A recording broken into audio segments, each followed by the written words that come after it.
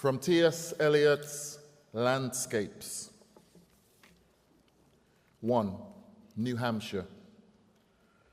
Children's voices in the orchard. Between the blossom and the fruit time, golden head, crimson head. Between the green tip and the root, black wing, brown wing hover over. 20 years and the spring is over. Today grieves, tomorrow grieves. Cover me over, light in leaves, golden head, black wing, cling, swing, spring, sing, swing up into the apple tree. 2. Virginia. Red river, slow flow heat is silence. No will is still as a river, still. Will heat move only through the mockingbird heard once? Still hills wait, gates wait, purple trees, white trees wait, wait, delay, decay, living, living, never moving, ever moving. Iron thoughts came with me and go with me. Red river, river, river. 3. Usk. Do not suddenly break the branch or hope to find a white heart beside the white well. Glance aside, not for lance. Do not spell old enchantments. Let them sleep. Gently dip, but not too deep. Lift your eyes where the roads dip and where the roads rise. Seek only there where the gray light meets the green air. The hermit's chapel, the pilgrim's prayer.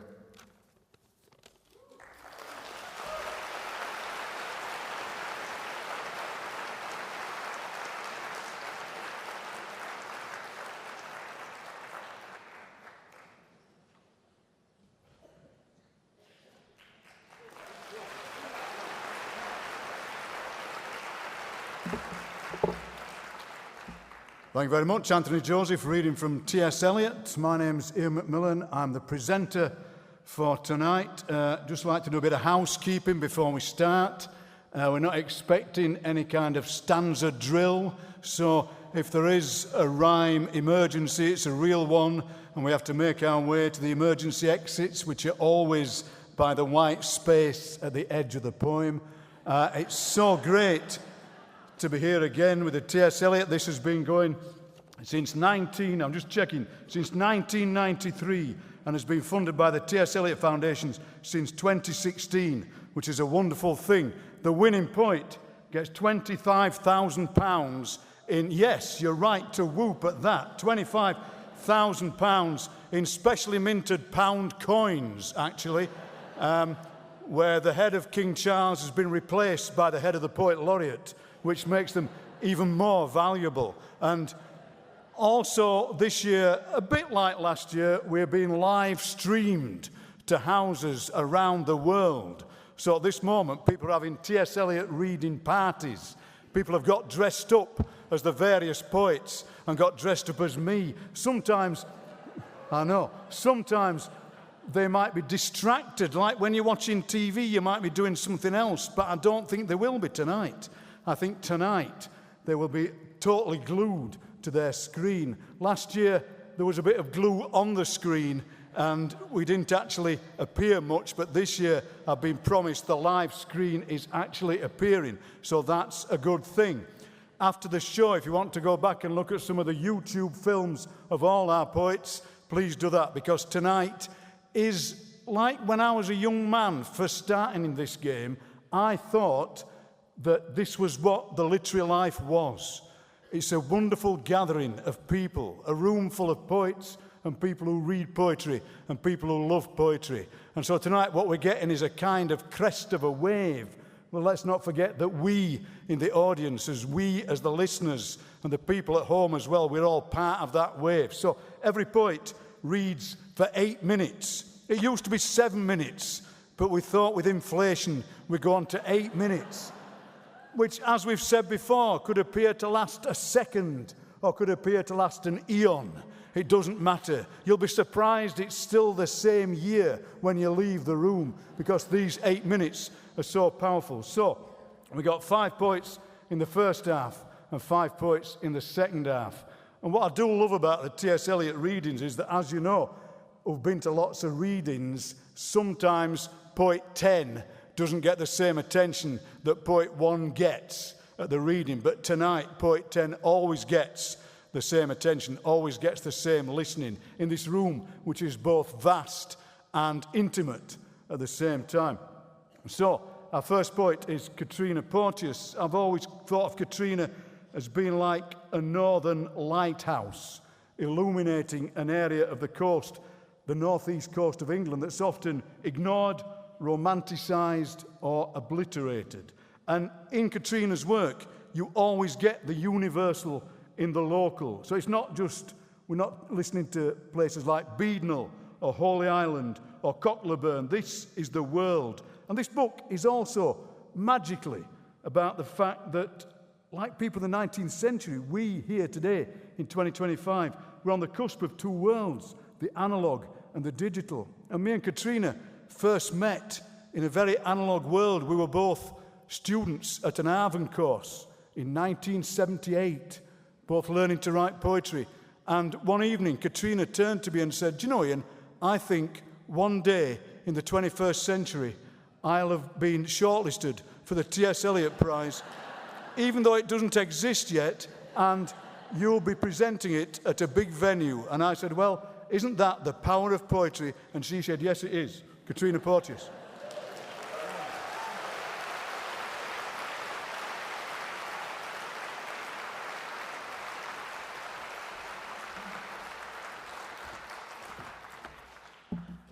Thank you very much, Ian. And thank you to the T.S. Eliots, to the judges, to Blood Axe Books, and to all of you who read and listen to poetry. I'm going to read 4 poems. I'll start on the Durham coast in the former coal mining community. Then we'll go off into space, to the moon. Then we'll go to Antarctica, where 90 million years ago there was no ice, it was forested. And then lastly, we'll go to the Northumberland coast to a creature, a fish, a fossil fish, from the time when fish were evolving to move onto land, another time of transition. So I'll start with a poem that has an epigraph from Sean O'Brien. The coal is beginning again. A short walk to the sea's edge. Our Billy's Dar walks the dog on the grassy banks each morning. 70 steps below, in the soft ochre shelf, each new tide curves its jud, the strata an archive. The beach is forgetting itself. The coast path tells one story and the shore another. A steep drop, headlong, precipitous, inaccessible, inviting. The sea rolls its old stones, stained fiery amber. Once the worst pollution anywhere in Europe, boasts the sign. Now hogweed and scrub willow are slowly erasing that hard drive. Shales, pyrites, oxides, remember hermit crabs, rock pools. Inland, behind the railway line, our Billy's granddaughter Chloe checks in with Insta before school. Our Billy's Chloe has no word for bluebell or cowslip, willow or yellowhammer. Grandad's pigeons wheel and turn over the tracks, but she doesn't know stubby from skimmie. A soft breeze blows from the beach, a smell of burning. Lads on their dirt bikes down the slacks. Amid the limestone rubble, tall reeds, rushes, someone has tried to set that sign alight. Photographs of butterflies, orchids, twisted, distorted. Half a mile from the coast, impenetrably tight, the roofs, rows, back lanes, safety. Chloe has a butterfly emoji glued to every nail. Her own words, Gels, acrylics, apps, incomprehensible to Billy's ears, are strange, untranslatable as Yeleyauli, Gaudsbingar on Snapchat. The old words clatter off men's lips, honeycombs of tree bark and giant ferns, frozen in mudstone, sinking into slag in the relentless crunch and uproar of immense machinery. Kanch, Post, Rammel, NCB, the Low Main, Maggie, Scab. Beyond them, wordless, stretch the fields, the sea. Glued to her phone, Chloe waits at the bus stop on the coast road at the edge of the Dean, where, among sparty ground, green segs, gigantic ferns, and spidery horsetails, the coal is beginning again.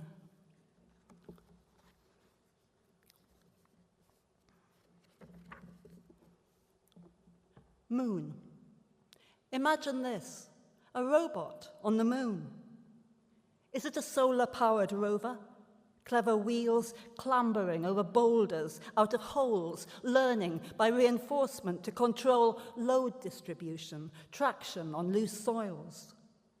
Is it a pair of hands snapping bricks, 3D printed into walls, houses, habitats? How does it operate? Does it send signals back to somebody waiting? Maybe an astronaut orbiting round it, sharing its eyes, touch, sense of orientation, where it is in space. Is it a beautiful thing, a robot? The moon? Human intention? Their interaction, a dance, moving from teleoperated to autonomous? Do not try to answer this question. Sometimes a place, luminous from a distance, turns out desolate when you arrive. Beyond the light of the sun, worlds that cannot support a life with water or oxygen wait for the robot's mapping, drilling, mines. If we are not there now, we will be soon.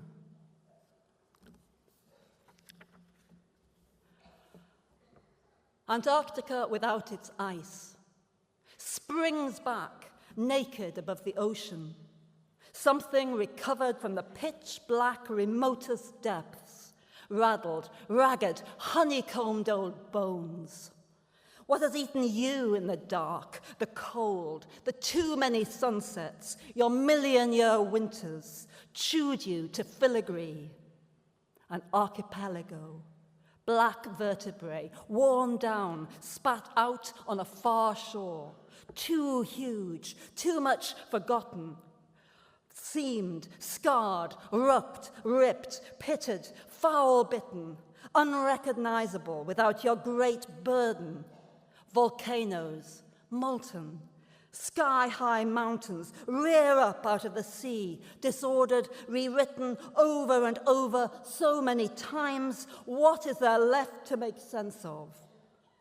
Only space, endless, pitch black, icy, in orbit, a cold eye opens.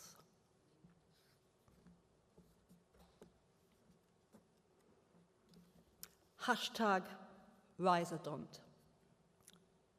Then, in a flash, it claps shut, an ambush, teeth, fangs, tusks, crunch, rip, snap. The Rhizodont, dragging itself out of water. The old world sinks and slips beneath its twisted strata. We're all on a journey.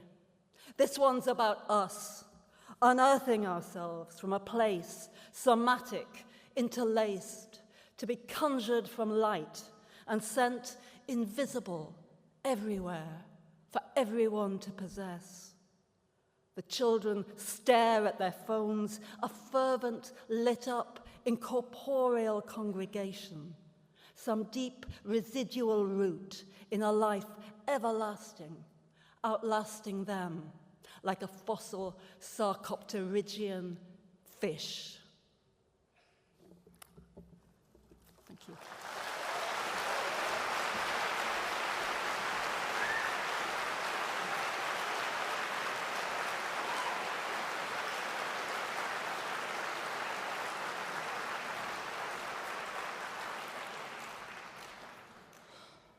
Thank you very much, Katrina. I've just had a text from some people watching the live stream who got so excited at the idea of the live stream that they've rushed out of the house to shout to their neighbours to get them to watch and have accidentally locked themselves out of the house, so are now in a kind of strange world looking through their own windows at the live stream where our mouths are opening and shutting like the fish that Katrina just mentioned. What an odd thing that is. I've noticed this last couple of years that I'm getting this kind of trembling right hand, a bit like my dad did. And for a minute I was kind of worried about it, but then I thought, no, it's because when I read poetry books, I read them with such kind of physical fervour. I always think you can't be delicate when you're reading a poetry book. You have to grab it, you have to twist it, you have to fold it over, you have to write things in it. And that's why my right hand is trembling, because that's, although my hand does seem to grab the book a bit too tightly. So please don't worry about my trembling hand. And my hand trembled a lot when I read Rachel Mann's wonderful Eleanor Among the Saints, because this is an astonishing book. It reinvents liturgical language. It moves across space and time in a way that only poems can, from then to now, and then to a possible future where humans accept other humans. As she says on page 34, if you got the book with you, where might the future begin? Well, I think it could start here in this book with this story of Eleanor Reikener, who was a medieval trans woman, seamstress and sex worker.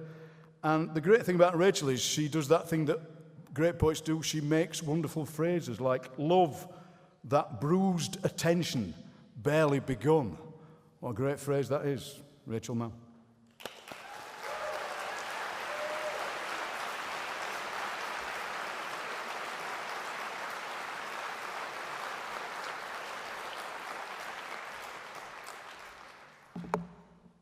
Thank you, Ian, and thank you to the judges. Thank you to all of you for coming out, and thank you to Carcanet and Michael Schmidt, my publishers, for short poems from this collection. Embroidering a Priest.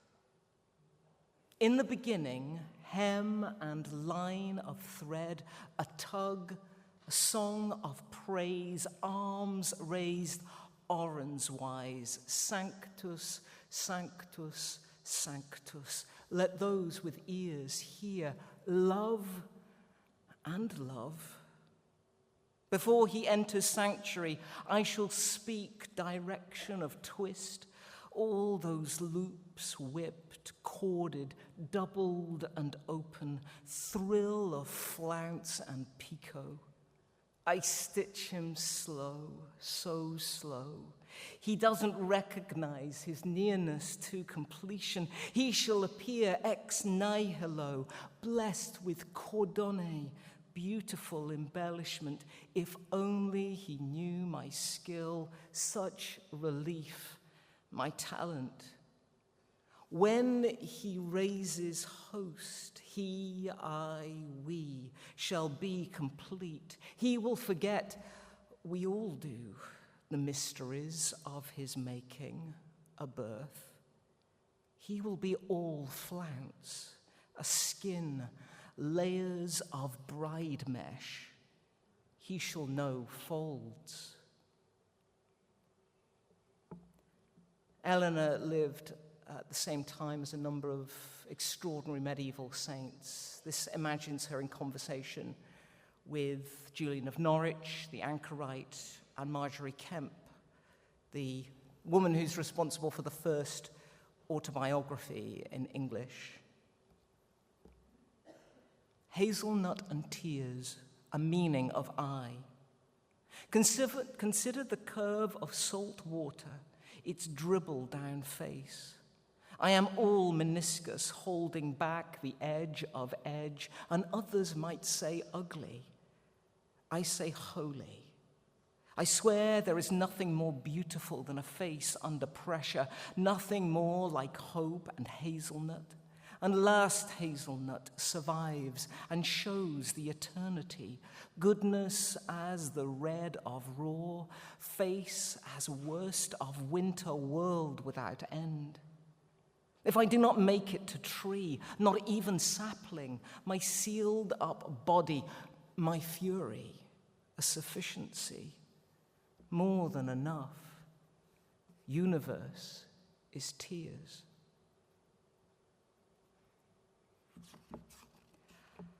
This is dedicated to all my trans siblings because we're terrified right now. Eleanor, as a 16-year-old murdered trans girl, what is known? Safe is a conditional. Natural is easy, oh so. I am not restricted by your version. You did not need to know this. I am already subject to edits. I am the scene of a break-in.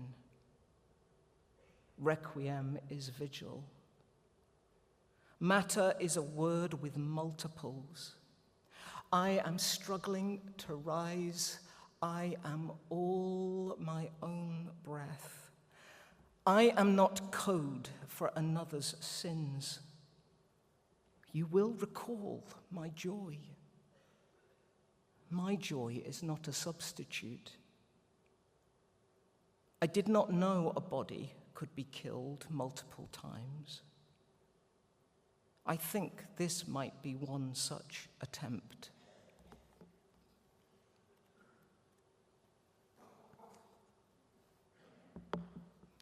Eleanor was arrested in December 1394. St. Peter Cheap, December 1394. Eleanor, a version of you near the fall, queen strip naked. Behold, layers thrown down in street, coat of fox and wool. Leave hunt and shepherd work to other gods, Artemis, Jesu. Let public gawp. It's just her, him, gemierden, miltest. Abandon hat and hoopoland in pool of piss and ice. You are skin, you are sleet burn, you are epiphany, an eye feast, a sovereign at work. Prize off sheets of self, epidermis, dermis, O doctor, let out subcut fat. Work lunellum, remember you too are vellum, ready to be written on. Be joy of saint, be Mary taking sex into heaven, all grin, all teeth, body as catechism, lung for love, heart for promise, gut for compassion. Behold, St. Peter Cheap, where you first tasted God. Now queen, now goddess, now Eleanor, now you are question. Where might the future begin? Thank you.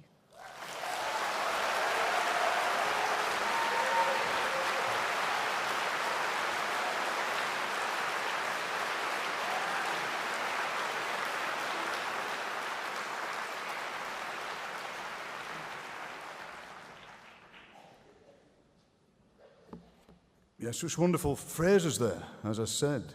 Where might the future begin? I am the subject of edits. I am the scene of a break-in.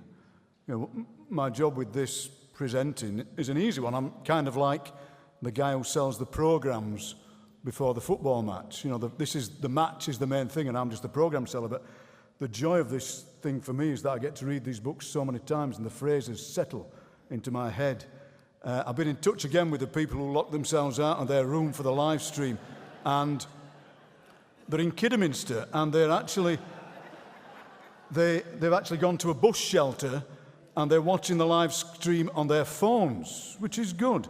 And they might actually get the bus to Lichfield just for the joy of it, just to watch the live stream on their phones. They're going to keep in touch with me and let me know how they've got on. When I read Carl Phillips's work, it's like when you go to the opticians and you can't read past the third line, but then they put those lenses in front of your eyes, and you can read down the bottom line. You can actually read lines that haven't been printed yet. That's how good the lenses are. And that's what Carl's poems do for me. They just, he wouldn't want to be called a saint, but to me, Carl is the patron saint of intimacy and the patron saint of the passing of time and where intimacy and time meet. A wonderful line from his poem, Before All of This. And as usual, early summer seems already to hold inside it the split fruit of late fall, doing that magical thing that poems can do, where time can happen in several ways at once, several dimensions. As he writes as well, this is the deep light you've waited for, as though and there are places so ordinary in these poems that Carl illuminates them for us into places that are absolutely, absolutely extraordinary. Fantastic. Carl Phillips.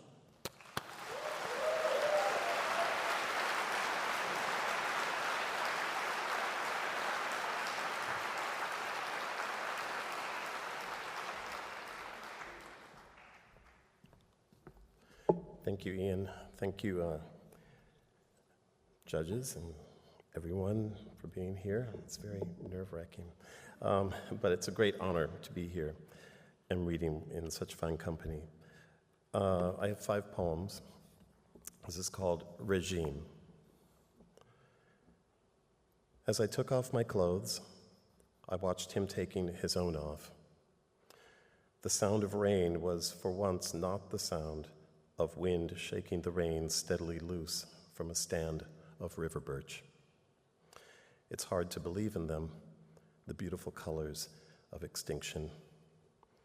But these are the colors. This is called Stop Shaking. Not the bell, I said. One of us did. Not the bell, but the smaller sounds, barely noticeable, trapped inside it. It seemed the kind of thing I might say to remind myself, when I've forgotten again, what I want to believe even now matters most: precision. Though it's hard these days to know for sure what's true. Isn't every season, no matter what we call it, shadow season? Didn't Timothy used to mean a meadow, a common name, back then at least, for the sweetest grass? I keep making the same avoidable few mistakes that I've always made, and then regretting them less. Think of all the suffering happening everywhere, all the time, for nothing. What if memory is just the dead, flourishing differently from how they flourished alive?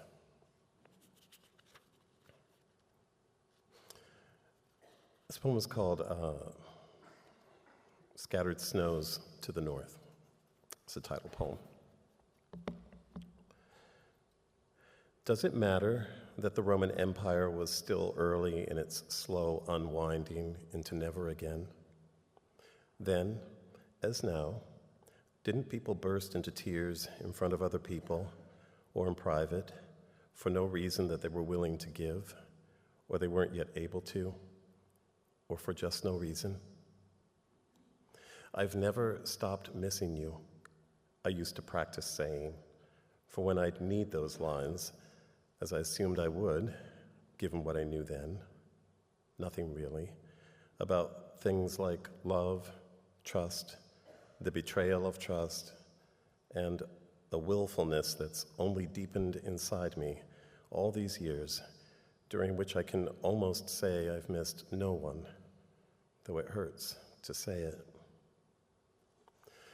Honestly, the Roman Empire, despite my once having studied it, barely makes any sense to me now, past the back and forthing of patrolled borders as the gauge and proof of hunger's addictive and erosive powers. But there were people, of course, too, most of them destined to be unremembered, who filled in their drawn lives anyway, because what else is there, to where the edges gave out, If it was night, they lit fires, presumably. Tears were tears.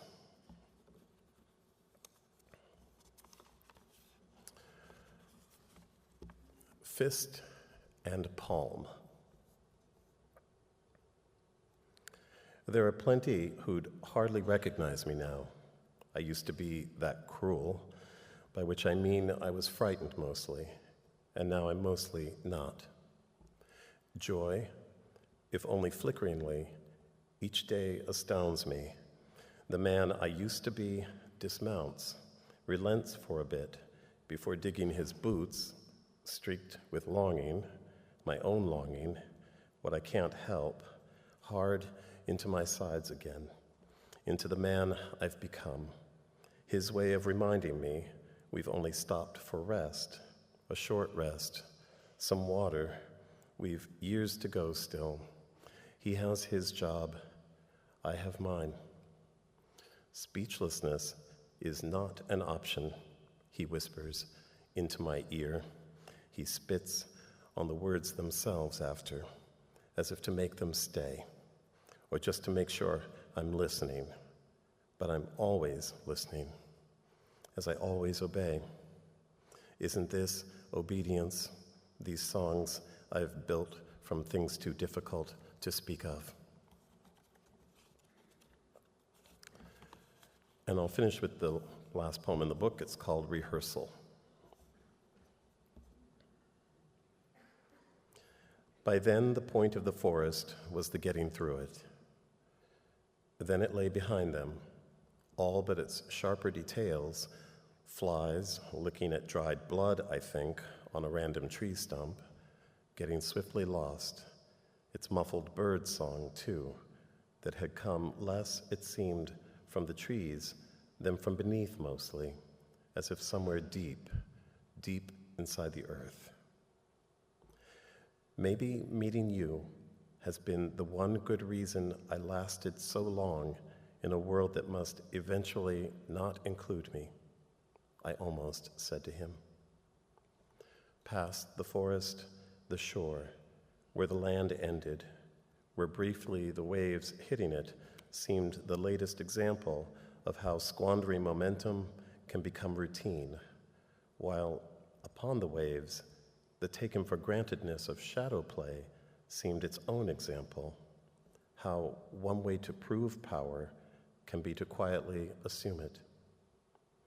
Then, except for offshore, where the dark lay like defiantly a ship at anchor, everything was itself, as it always had been.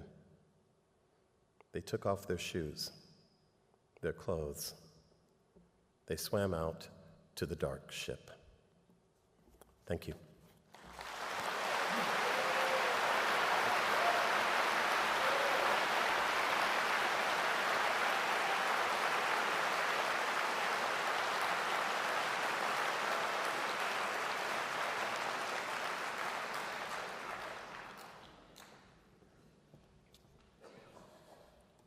Thank you, Carl.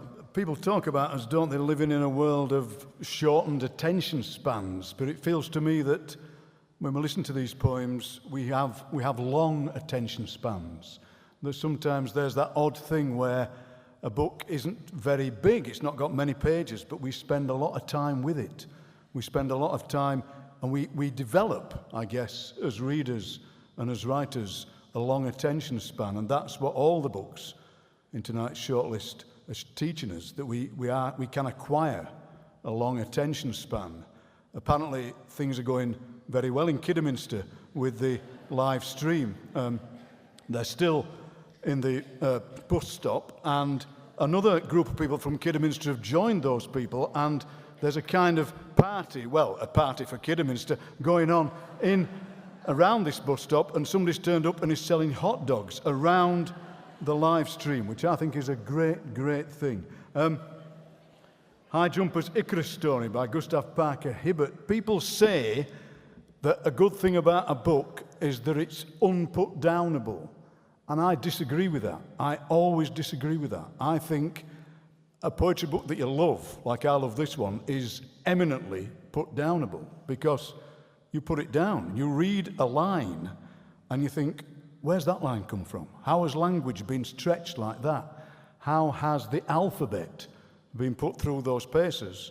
So you put the book down and then you pick it up again and you read that line again and read the next line and take your time with it. I think you could perhaps describe a novel or a thriller as unput-downable, and that's fair enough, but for a book of poems, especially a book of poems like this, it has to be put-downable. You keep putting it down, you let it soak in, you let it marinate, you come back to it. And I would recommend that anybody and everybody did that. Just read this book, but keep putting it down. Just keep putting it down. Gustav.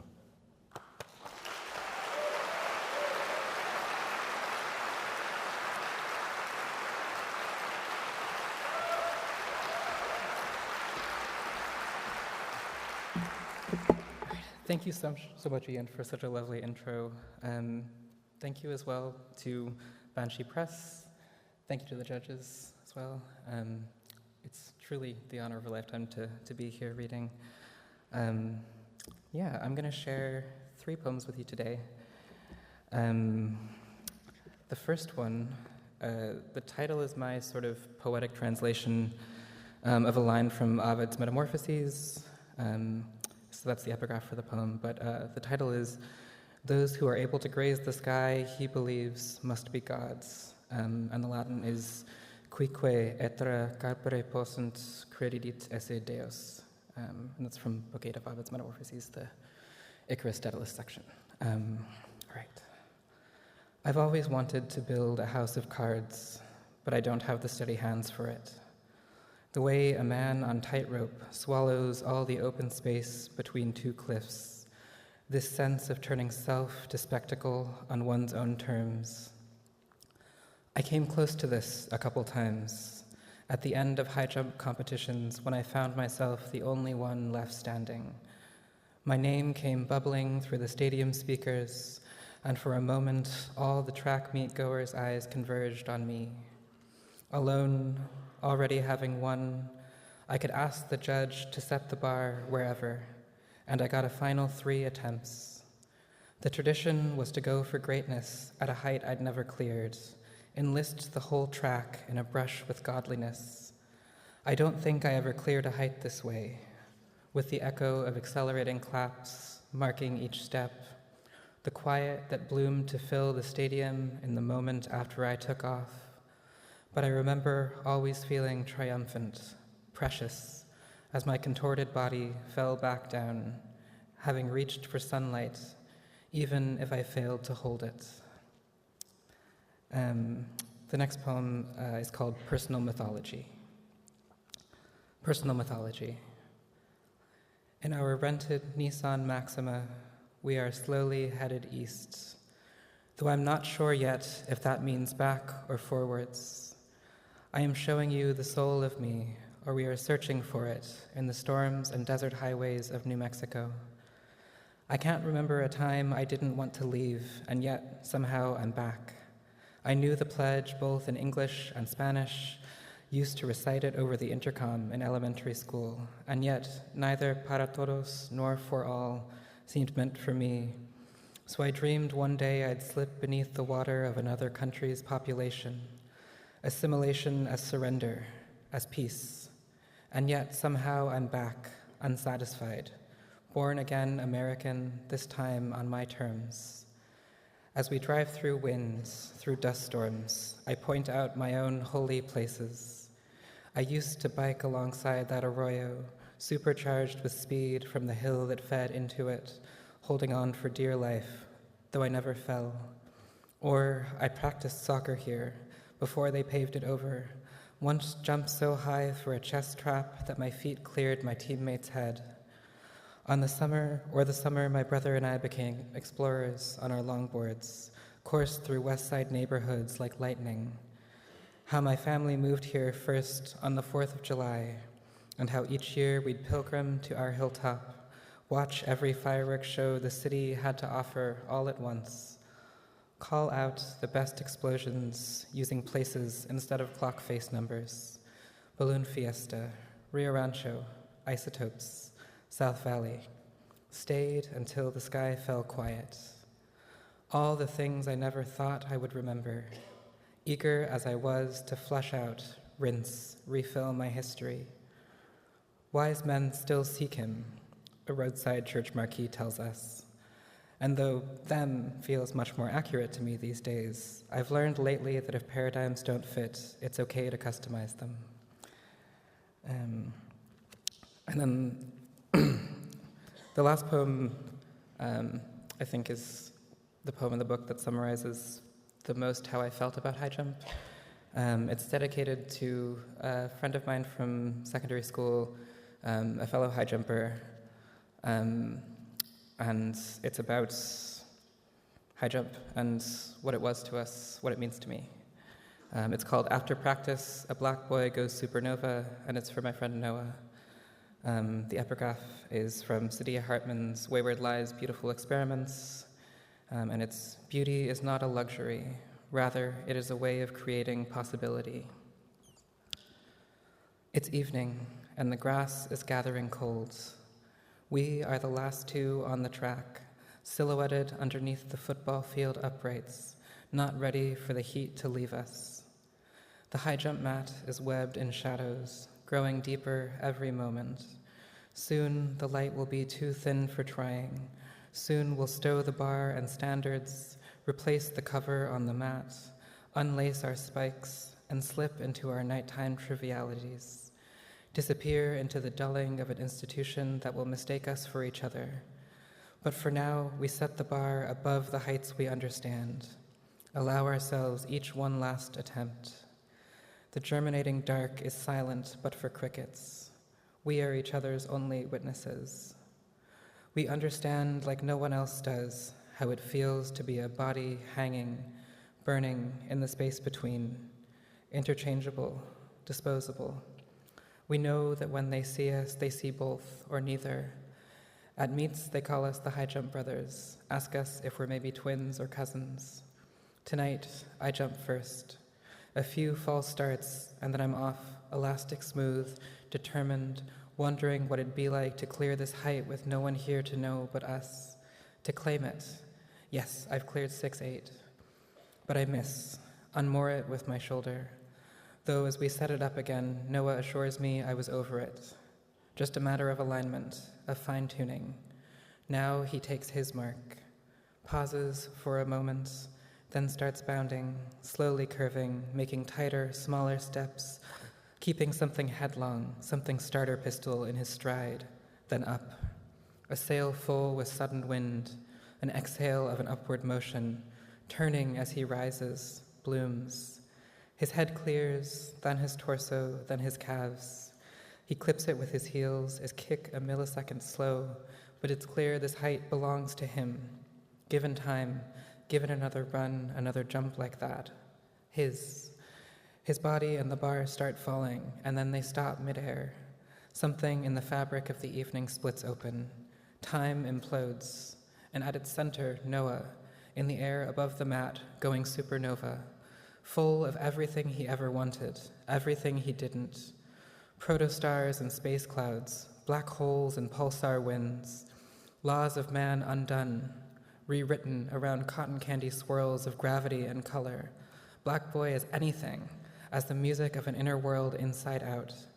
I see galaxies erupting, life reforming, planets where the word for dark means sacred, worlds where we move like we move in the air, unbound. Then he lands, and things compose themselves again, stars unborn, shockwaves in reverse until the world is how it was, though we felt it change. We saw it rearrange itself. We saw the world rearrange itself for us. Thank you.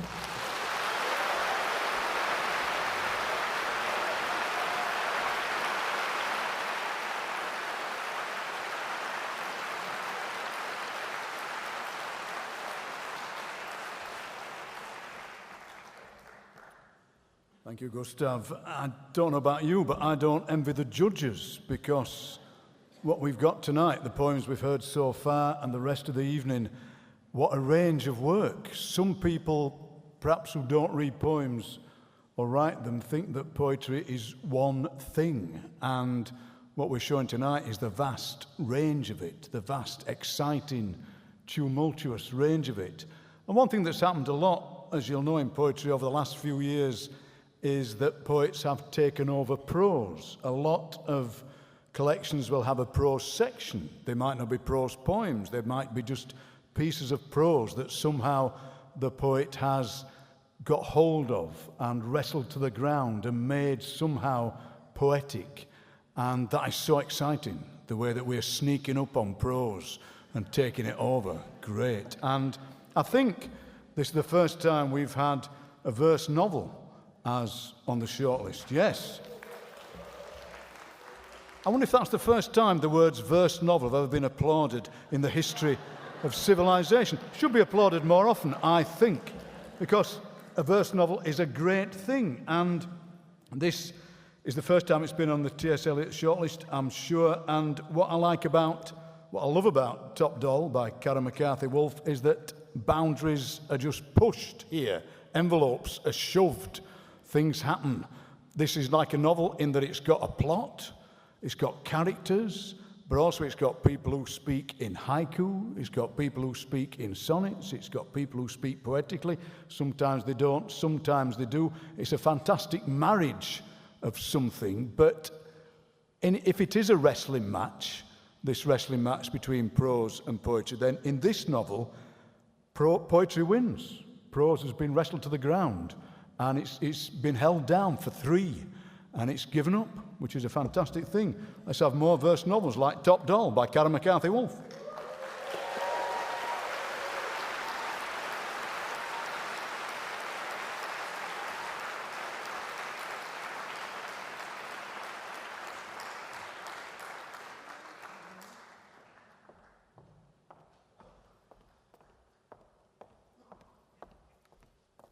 My gosh, there's such a lot of you who look friendly.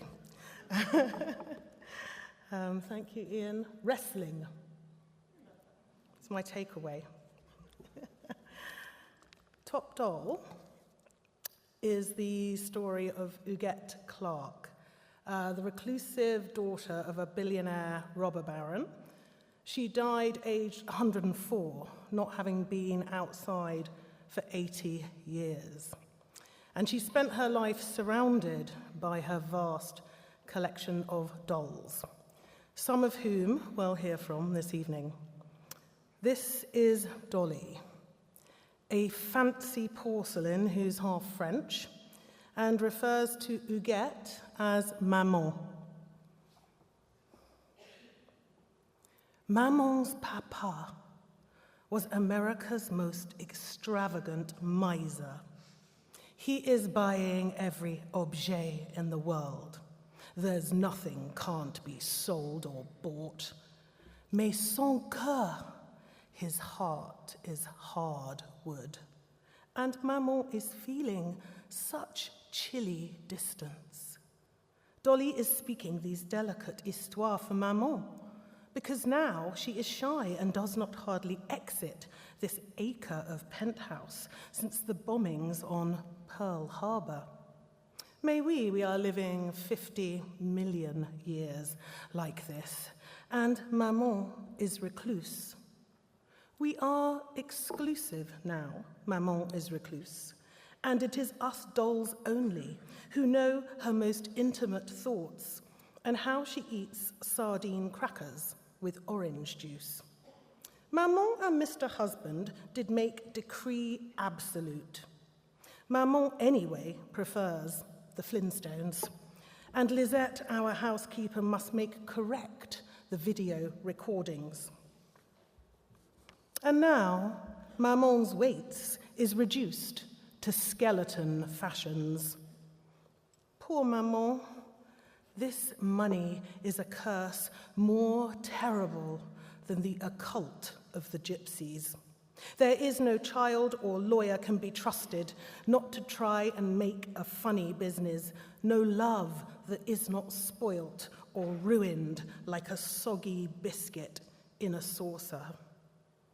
This rumor is storms in a saucer. Of course Dolly will go to live in the hospital. I am advising Maman on who is suitable. Everybody knows Dolly is most like a daughter. Even Le Général does not know what follows or how long we will live outside for. Our fate is uncertain. Tomorrow, a mystery. The General is an African-American ragdoll from the Civil War era who spent most of his life outside of the apartment and is writing his memoirs. General Obadiah, Louverture, Little Rock, Yellowbird Jr. II. That is my full, unabridged, and endowed name. And it is a hitherto undisclosed fact that the general, as referred to, is not George Armstrong Custer, the gonorrhea-ridden Union Army officer with whom my flesh mother, Eliza Brown, found her life deeply entwined, but another, more appropriate warrior. Toussaint Louverture, General, Jacobin noir, and revolutionary extraordinaire, who led the incarcerated of Haiti into that victorious rebellion all those centuries ago. He who liberated our land of the high priestess Mannequin clan, where the veil between soft flesh and dull hive was worn thin as any hand-me-down Sunday best. Grandmammy Bessie stitched this history into my striped breeches and matching dicky bow from a worn waistcoat she'd wheedled out of old Master Price. Gollywog, I think not, my friend, for it is I, General Obadiah Louverture, Little Rock, Yellowbird Jr. II, who was the prototype. Those mawkish minstrels were a facsimile of me. It was Grandmammy Bessie herself who collected used cloth, rags and horsehair from the manes and tails of prized palominos with which to stuff me. She who haggled hard for those 2 matching ivory buttons at the haberdashery. A little piece of Africa, she'd muttered, as the needle pierced her fingertip for blood that dripped upon the cloth, and she fastened tight the thread.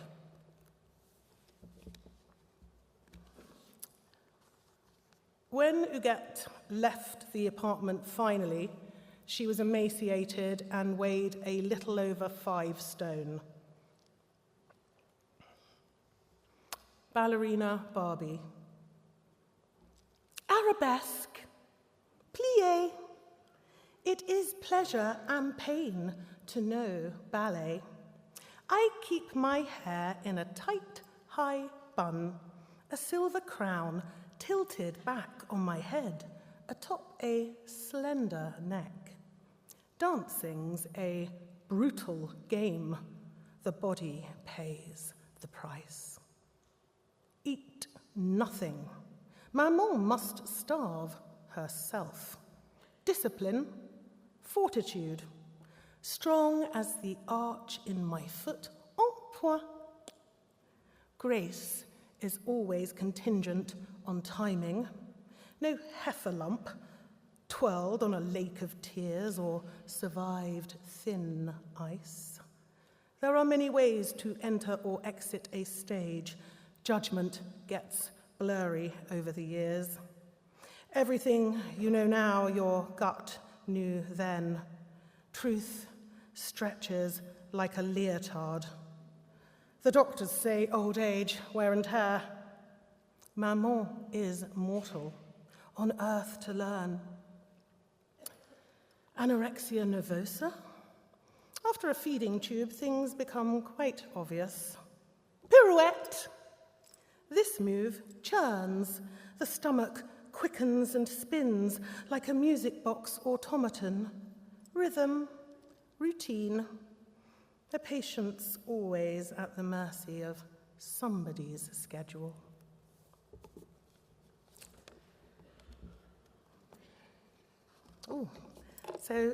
Yes, thank you. It really is an honor and a privilege to be here. And that privilege, I feel, is very keenly felt right now in a world where writers across the globe are being made vulnerable and under attack. I'm very, very grateful to the whole of my writing community. The child, the village, Top Doll, a lot of people were involved, and I'm very, very grateful to all of them. And I particularly now want to mention briefly my late sister Zoe, to whom the book is dedicated, and our mum, Mari, who taught us to value literature and art. I'll finish now, just to say, Uget Clark, she was an artist and also a Japanophile, and Lady Mimiko is possibly her favorite doll, but that feeling is not entirely mutual. Lady Mimiko would rather be outdoors. I would love to walk amongst cherry blossom in Kyoto, in Nara, in Osaka, to feel a cool breeze to inhale the intoxicating air. But Sakura is enthralling in an altogether different way. It's beautiful to decide to be a tree. It's beautiful to be a tree. I see trees only from above. How I long to sit on a root with a bento picnic lunch. Maman's only friend, Madame P, says she will call an ambulance soon. Madame Pierre's the widow of Maman's old physician. When you're very rich and very old, you tend to outlive your doctors. It's a testament to their professionalism, I suppose. It's hardly convenient for a recluse, though. New doctors must be acclimatized. Dolly's been fluffing and puffing all morning about what to wear for the ceremony, who'll go to the hospital, how she'll select the porcelains. It's a shame the event clashes, but in Japantown, our celebrations are lunar. When the moon swells, so will the blossom. Violet light screams from the television room along the hallway. As yesterday, Maman sends her food away. Few birds are thinner. The porcelains seem edgy. It's hard not to feel sorry for them. They're so ill-equipped for the modern world. The little frillies are all seated on hall chairs, bags on dimpled knees, glassy eyes open, wide and flickering with dreams of swirling wind, leaves. Thank you.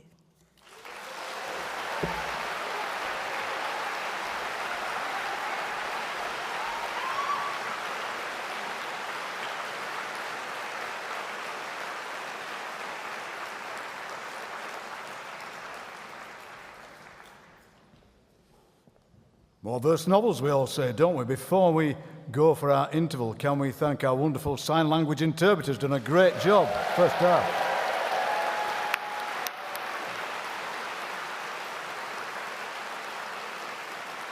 So there'll now be a short interval during which books by all the poets are on sale, and we'll see you back here in a few minutes. Thank you very much.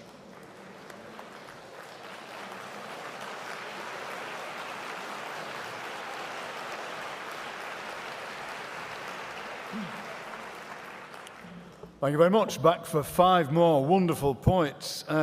You might wonder why I'm gone on about Kidderminster. It's because many years ago, I did a reading in Kidderminster, and I got off the train at the station, and a man came up to me and said, "Ian Macmillan?" I said, "Yes." He said, "You're doing a reading at the library tonight?" I said, "Yes, I am." He said, "It starts at 7:30, finishes about 9 o'clock?" I said, "Yeah." He said, "You're going to be reading some poems, then taking questions?" I said, "Yes, I am." He said, "Then you're selling books afterwards?" I said, "Yes." He said, "It's about £5 to get in?" I said, "Yes, it is." He said, "I'm not coming." I said, "Oh, fair enough." But I've got to tell you that I've been in touch with the people in Kidderminster. They've enjoyed the interval in their own way. They've been round the hot dog stall, and they will be back later on. So that's very, very good. We're going to start with Helen Mort, who is a wonderful poet of desire and loss. I think that sometimes, obviously, desire and loss are, by their very nature, inarticulate. They're wordless. They're sounds. They're weeping or their ecstasy or their uttered vowels.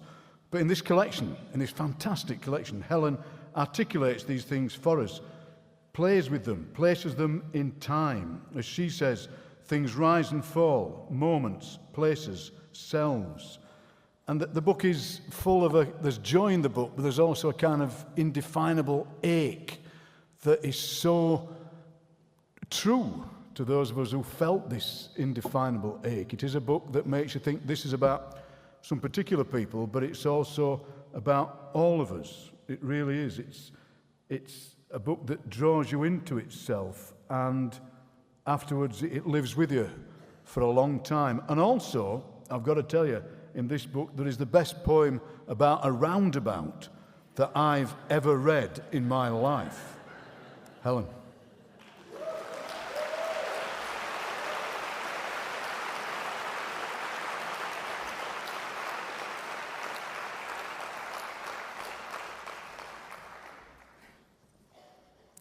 Well, as we were walking down for the second half, I said to Ian, "Please make me laugh, because that's when I relax." So thank you, Ian, for making me laugh about my roundabout poem, which I'm not going to read.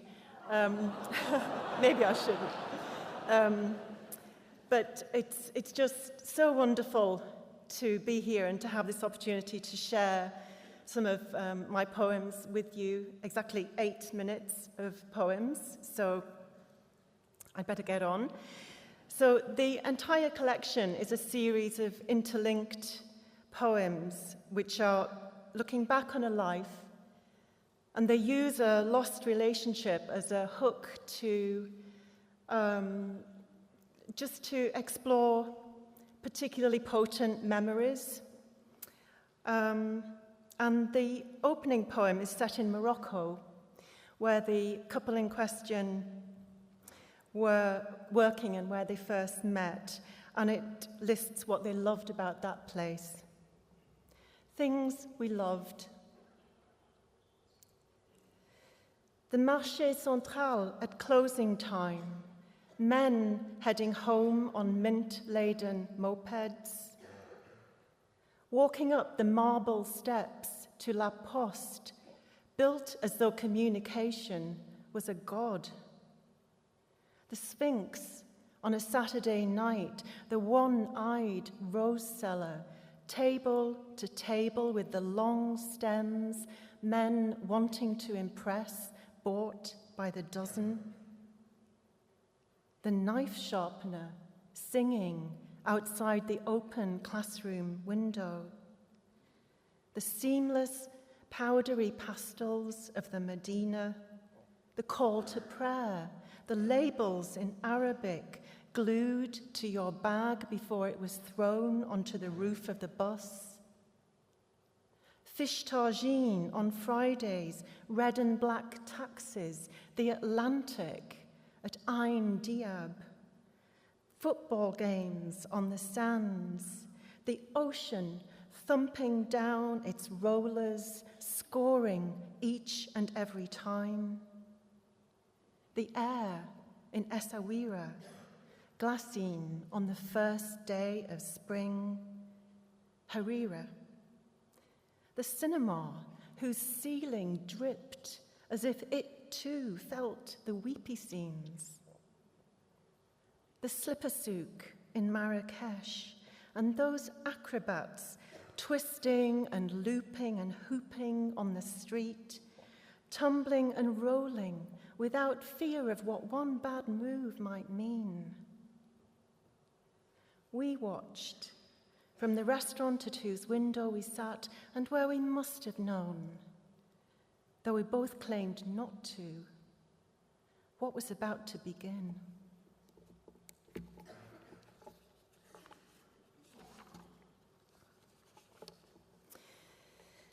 The next poem takes us to a few years down the line in their relationship, and the location is definitely not as exotic. That route. I remember that time we were driving back home after visiting friends who had young children, and I said how glad I was we hadn't gone down that route, adding a rhetorical, "Aren't you?" I was at the wheel. Did I make some maneuver, switch lanes perhaps, as a way to breeze past the reply I hadn't expected? We were on the M40 on a late November, late afternoon, waning light, rain turning to sleet. And the weather had been no doubt partly to blame for why keeping small children happy in a South London park had seemed like a fate anyone would be relieved to have escaped.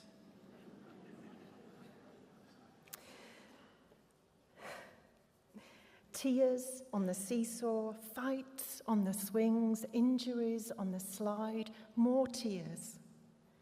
But you had smiled through it all, volunteering piggybacks and peekaboo and pushes on the swings. High Wycombe, Aylesbury, Thornhill Park and Ride. There were never any tears or fights in our house until the night, 2 weeks later, you wept like a child.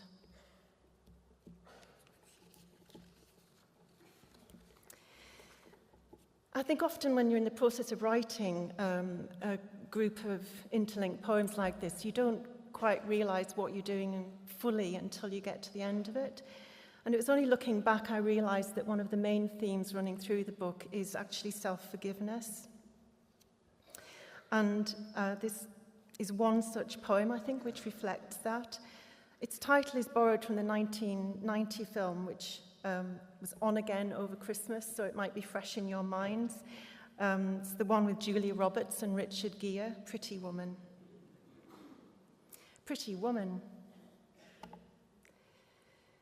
It was as near as, damn it, the dress Julia Roberts wore to the polo match, except mine was navy with cream polka dots, hers caramel and cream.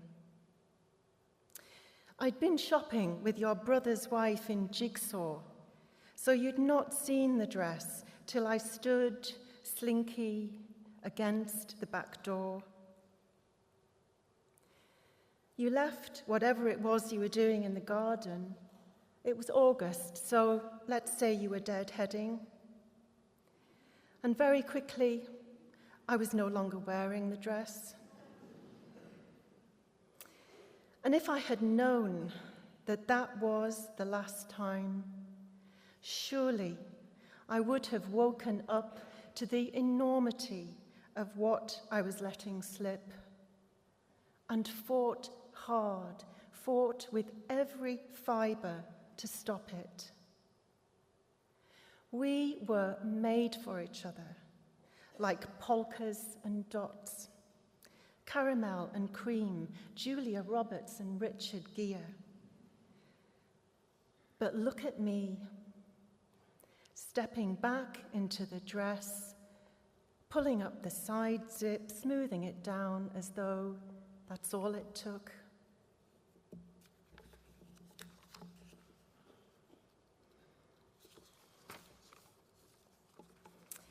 So as you've probably gathered, there's only one you which is addressed throughout the whole book. And after the relationship was over, he became an artist, And so the red circles referred to in this next poem are the stickers that galleries use to indicate when a painting has been sold. Red circle. On the platform at West Hampstead, I saw an ad for an exhibition which included your work. I pictured myself at the gallery, dark glasses, collar up, a mysterious patron leaving red, sold circles in her wake. When we met, it was your light I was sold on as much as your green eyes, your Levi's. I may as well have stuck a red circle on my forehead. From the first day, no one else got a look in. Van Gogh wrote that his sunflowers were an expression of gratitude for the yellow house.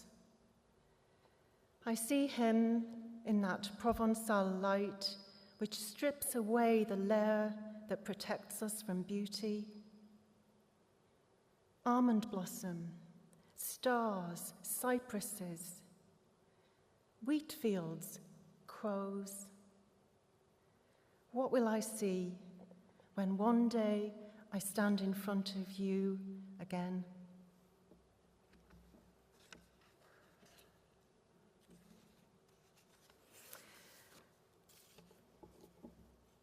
And I thought I'd end with a poem about food. Couples often have a particular song which is meaningful to them, but I think that recipes can also become repositories of meaning and emotion. And this poem is a sonnet about one such recipe. So thank you again so much for being here and for listening. Pasta alla gorgonzola. If I can't find gorgonzola picante, I use Stilton or Black Sticks Blue. The wine, a bold Italian red. The penne should be slow-dried, bronze-drawn. Butter, cream, easy. Take 3 ingredients, pasta, wine, you. Add a 4th. Christmas Eve, a birthday, a promotion, Valentine's Day, an anniversary. Toss me a day in 1989, early spring, Cefalù. Lunch which friends threw together in 10 minutes flat, a recipe we never forgot. For dessert, oranges from their garden. This is how to live, we thought. We both thought this is how to live. Thank you.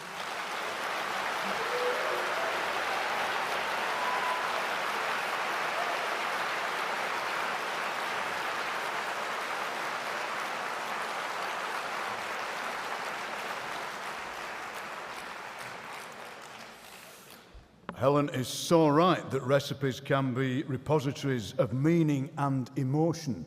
My Yorkshire pudding recipes, it's the same recipe each week, and the oven is always just as hot as it was before, and I put the same amount in, but as you know, they can come out differently, like poems can. The oven's just as hot, sometimes they rise like chef's hats, sometimes they're just like little beer mats, and you think, yeah. And while I'm doing them, while I'm mixing the Yorkshire puddings, behind me, my mother, who's been dead for many years, is standing, and behind her, her mother, and behind her, her mother. And it's just like that with the poems of Peter Gizycki, because when I read Peter's poems, there are other poets leaning over me.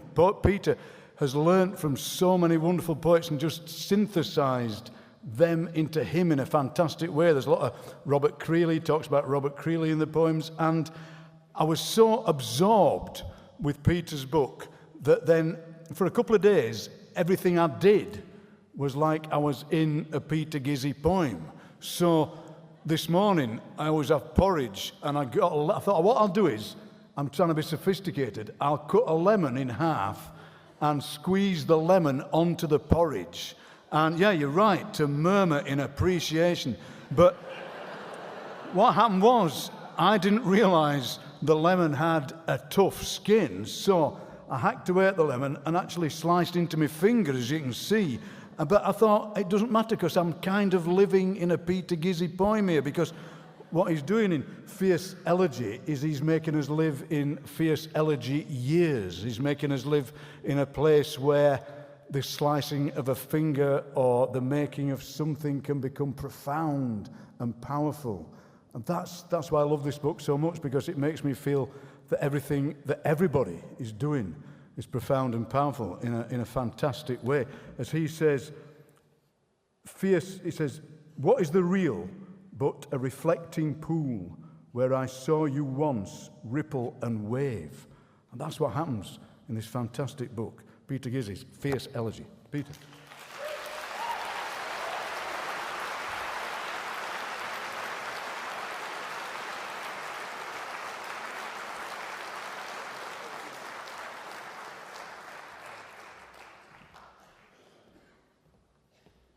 Well, this is nuts. Not as nuts as you, though. The thing that most frightened me was when you said, my mother stands behind my poems, or your pudding. I'll be brief. I just want to thank everyone involved with the T.S. Eliot Prize this year for including my voice. And I'm not going to characterize my book. I don't need to. It's called Fierce Elegy.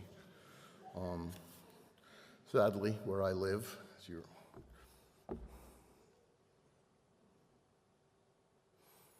find spot unknown. Thus far we have spoken only the codes, a litany of survival. Thus spoke the silvered asphodel next to the factory ruin. Sound carries on water, my subject is the wind. To take umbrage at what a tree can do, watching one single birch become lightning, stunning the sky. Landscape is a made thing, to see the mind seeing itself, to see thought, a wing in night, the long brooding. Take it, listen, the night is orchestral when the power's on, everything disporting, a furred wand upon nothingness. I get it. It was good to leave the world, to find myself in thou. There's a lot to be said for seeing in the dark, and more to the light when there's nothing to see. If I write about the moon, it's because it's there. I am landlocked, surrounded by rivers and lakes, pills and leaves. I saw a better life. It was far off, sun on moss next to a friend, the softening air, the dandelion fluff. It was kinda real and kinda not. Can't see it today. And out of nothing, breath, a beast-like shadow in the glass. If I brought back every feeling I had, where would I put them? What could they mean to this world on the floor? It was best to let the moon unravel and focus the truth of the music. It was best to let the music unravel and focus the truth of night, like when I found you in the back of my mind. I am talking about people in the night, people inside the night and what we are made of, the things and the people, the signal and its noise. I'm good to ghost. It was also Orfeo the other night, when the face you carry is not your own, and the history in this is a history of haunted ground. The world is a veil. Its effects total the imagination. What have I been doing without me all this time? Don't know if I want to anymore. I wonder distance and its discontents. I trouble distance. Nevertheless, the poet is a buzz. The poet becomes a bug in air. How did I lose you between the rug on my floor and the sun setting out the window, between the radiator and a dusky kaleidoscopic light? To wander that light, ingenious before dark, to wonder the beautiful, so close to death. Where do you go when I don't see you? Or who am I when you're not around?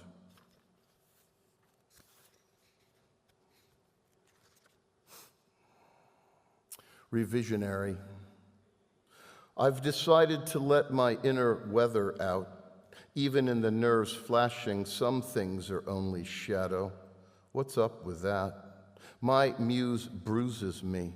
Some days I sit hours to be relieved by a word. Today's word is invisible. I'm putting trouble into place, turning toward what is, listening to stone translate into silence. Here is an old rock covered with lichen in the mossy forest inside the self. I like it here when it's green. This is me evolving. I'm hanging on a whisper. Certain prayers are tied to this ribbon. How in hell can nature throw clay into art, into a speaking being, into air? I saw a world that was an afternoon, this cloud in my hand, sky pouring into sky, reflecting the absolute of the lake, the flock in its tangle of shadow. Nearing the end, I could hear a lark, its trill fixing itself to my brain. It seemed a thing becoming a wave, a thing dissolving into the world as I found it, illegible, agrammatical, to parse the velocity of trusses and stars flowering here at the edge, calling me. Two more.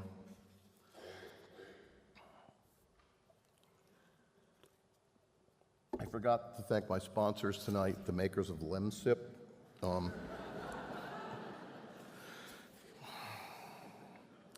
Ecstatic joy and its variants. As surely as this is about seeing you dance naked, it is also about the sky and Mahler in the wan distance heard by a child. As surely as the sadness never leaves and that music heals the night with its deeps and neon. As surely as the glow of the radiator at 3 a.m., a line of inquiry, souvenirs, a signature for the sun. O bed of stray barrettes, discourse and water, bed of laughter, hot takes, dried blood, bed of cedar boughs, pinhole light, thing music. Surely this is about water jetting from a spring, a languid rafting with no particular destination, as the old arguments, humans, how they rhyme, stutter, get lost.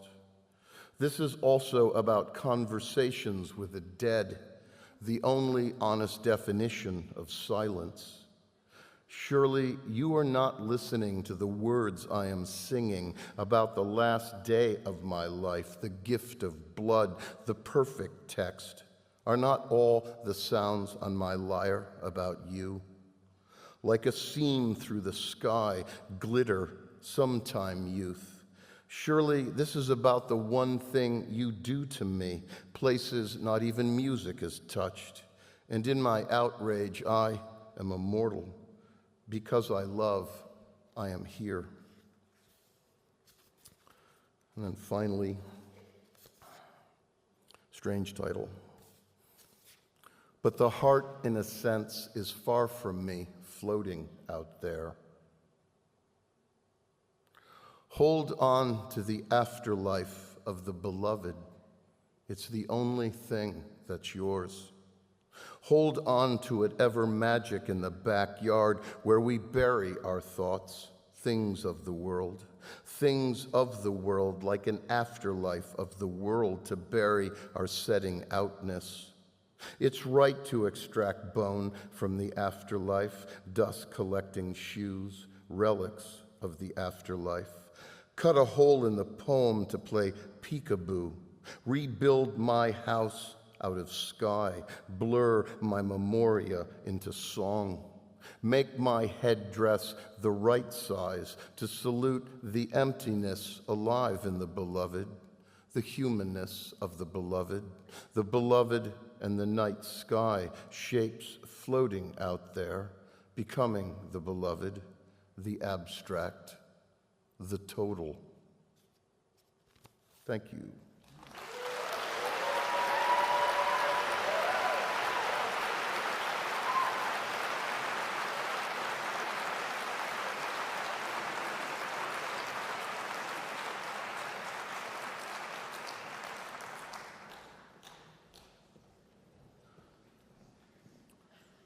Thank you very much, Peter. The thing I forgot to mention about Peter was that he is a master of the short line.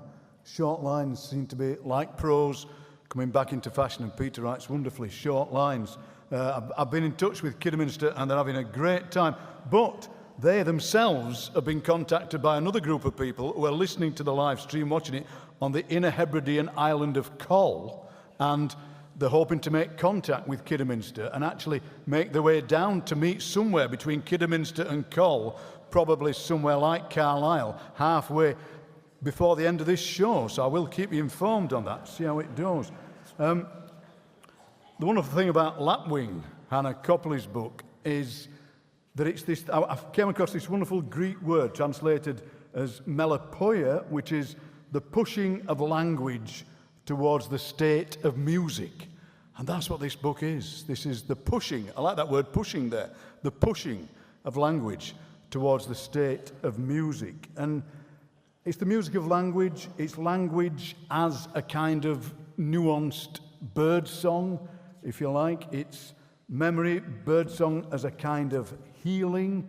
It's the lapwing as every bird, as every person, so that when you look up and see a lapwing, you are seeing a poem in flight, and there's much more to it than that, and the way that it fits, the way the idea of the lapwing fits the poem so perfectly. And I was trying to think of a kind of metaphor for that, of how it fits so well.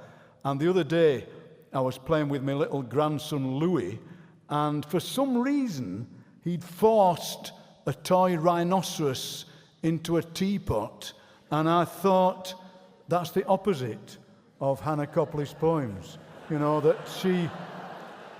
Louis said, "What are you talking about, Grandad?" I said, what I'm talking about is this book of poems here, because the rhino felt odd in the teapot, whereas the lapwing doesn't feel odd in this book, because the lapwing in this book can do anything you want it to, unlike the rhino in the teapot. Hannah Copley.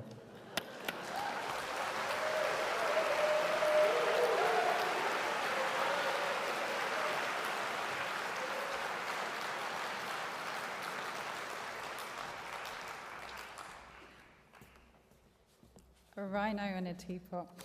Thank you, Ian. It's probably one of the most surreal things is being on the other side of an Ian McMillan introduction, which is really special. Thank you to everyone that's made this evening happen. It is a slightly terrifying joy to be up here tonight. Lapwing is a poetic biography of the bird, and it's a sequence of voices and bird songs and calls and sounds, but at its heart are two searching voices and overlapping figures that never quite meet. There's Lapwing, the title figure of this book, who is charming and migratory, but also troubled and mercurial and endangered and under threat by forces outside and inside. And then there is Lapwing's daughter, Pete, who is grounded and grieving and in pursuit of trying to pin this flitting figure down. And I'm going to read kind of the two voices as they interlock within the book. We start, Lapwing has gone missing, and we start trying to find. Description. Last seen in his winter plumage, black and white from a safe distance, metallic olive at close range. Undertail coverts rufous, cinnamon-tinged, thin legs of bright red flesh, almost raw-looking. Often mistaken for hoopoe, which riles him. Black pectoral band, white flank, with a dark ring of color beneath each eye, the thickness of paint. Longest feather of his crest once boasted at 4 inches. Wings an iridescent green, seen only when flying away. We'll go by peewit, plover, chewit, lapwinker, peat, toppy, kievit, lapwinker, pater, vanalis, Philippine. Is that all? Just that everything he says sounds like a question. Lapwing, 12. Otherwise known as a law unto himself, lapwing. Such intellect, such grace, such promise, that killer voice, the kind of reedy tenor tipsy birds can't help but fall for at a house party, at picnics and evening jam sessions. A clutch of partners, of habitats, otherwise known as a mosaic. Pete, otherwise known as itchy feet, otherwise known as wind change, as vagrant, as story keeper. Migration offers endurance, novelty, otherwise known as the hard-won maintenance of a myth, as survival. Dissemblance as another breed of song. So this book is a study of lapwing birds, but it's also a look at addiction too, and the ways that we all have our own creaturely behavior and the ways that we all dissemble in order to survive, and how addiction can vanish a life. On the difficulty of care. They once found him lulled beneath the concrete base of the pylon, raggedy feather rucked in leaf mold and mess, smell of abandoned nest caught in the grass, green feather almost a pure dull. Pete, leaning in close enough to hear his heart's violent thrum against the steady gust of each commuter. Lapwing, otherwise known as chewit, remains where he tucks, body ringed by the offerings of his brood. Proffered cranefly, larvae, a dozen wetland mollusks rotting into a single organism. Slug, bloated and floating backwards in the waterlogged rut. Indifference, otherwise justified as the quick nipping of pain in the bud, pulls her to a safe distance. Let the pylon loom, she thinks. Let him kite himself across this metal nation. Let the A-road keep us forever severed. A safe acreage between them. Let him fashion his own flight home. Let him disintegrate. Love held in leagues, love wrapped in steel and power cables, love in concrete wings. To study lapwings is to study destruction and violence and the ways that we can wreak havoc on ourselves and habitats and the world around us. Family tree. One cousin exploded while breaking in the Falkland Islands. Another settled in Pennsylvania. One more to Vancouver. Lovely part of the world to lay a clutch. 25 close relations hammered to death in a storm somewhere between Dover and Bhutan. 12 starved near Morecambe, 2 ancient friends in southern France, 7 shorn to straw in Norfolk, 49 eggs picked off in 2 hours in Friesland, 7 shot in Newfoundland, 1 son mislaid. The entire brood eaten in Hertfordshire, 1 ex-girlfriend roosting somewhere in Kent.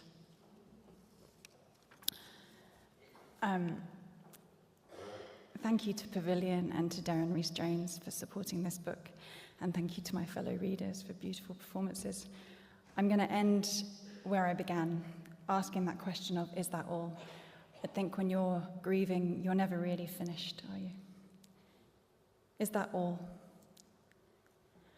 And she remembers his stories, lapwing, quenched, slowly tumbling from high singularity into the scrape of his thoughts.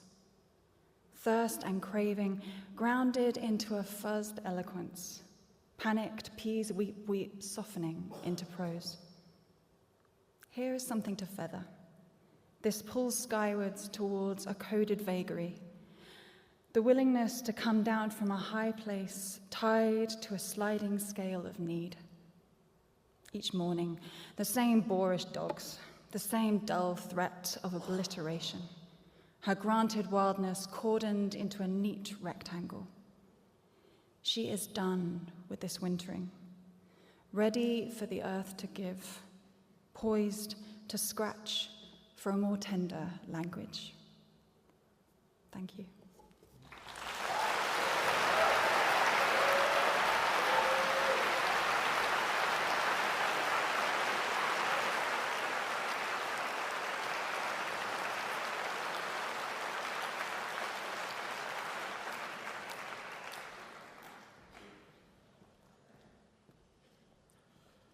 Thank you very much, Hannah. And as she said, when you're grieving, you're never really finished. And that brings us, in a sense, to this wonderful book by Biega Odubanju Adam, which is both, right to whoop, let's whoop. Because this book is a huge celebration, but also it's an elegy. It's a remarkable, remarkable voice, silenced at the start of what would have been an amazing career. But the book itself stands there and stands as memorial and a call to action, asking, what can poetry do for the disappeared? What can poetry do for the dispossessed? How can we remember that boy who became known as Adam? And is poetry the right medium? And I think it is. When you read this book, it certainly is. I'd like to introduce Joe Carrick-Varty and Gabriel Akamo, who are going to read some of Biega's poems for us.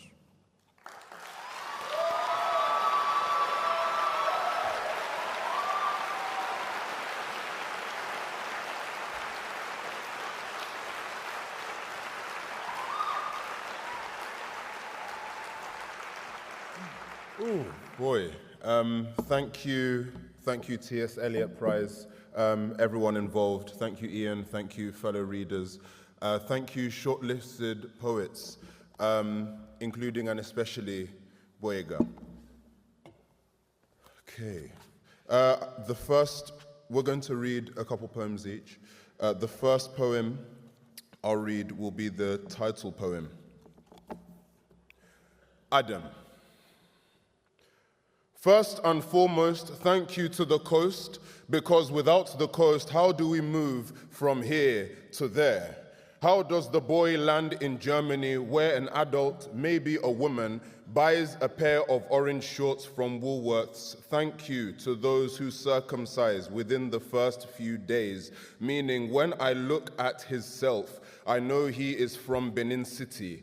I know from Benin City they took him to Hamburg. Thank you, Joyce, who he was handed over to and who brought him to London, who after years said, this is Ikponwosa, who a year later said, actually, this is Patrick. Thank you, Joyce. Maybe before it all happened, you heard the boy coughing and gave him medicine. Maybe the medicine put him to sleep. Maybe that's when, thank you for doing what you were told to do. Maybe telling them to make it quick, telling them to start with his neck. Thank you, ceremony. Thank you, tradition. Thank you, river, where he was seen the last time, the first. Thank you to the man who found him. Thank you, orange shorts, for covering what shame he had. Thank you to the men in uniform who named him Adam, because he was the first they'd seen, because all of him was torso, was body, was ribs, because they knew Adam was where knowing began. The second poem is arrangements.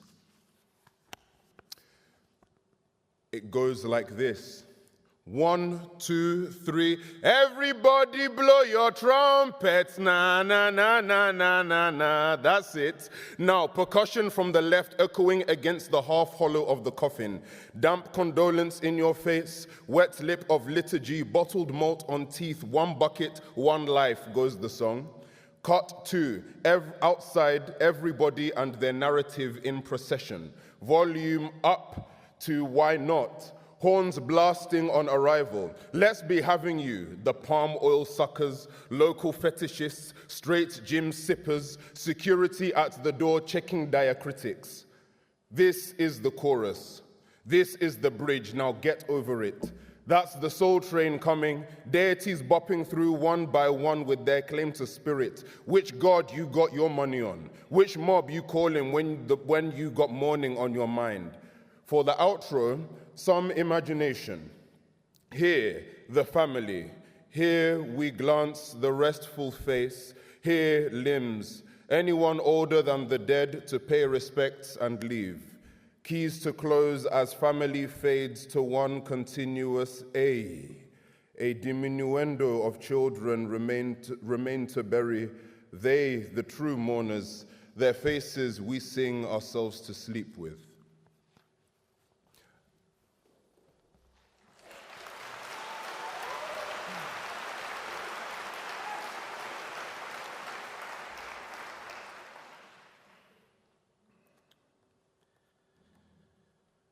Boyega, my bro, I love you so much.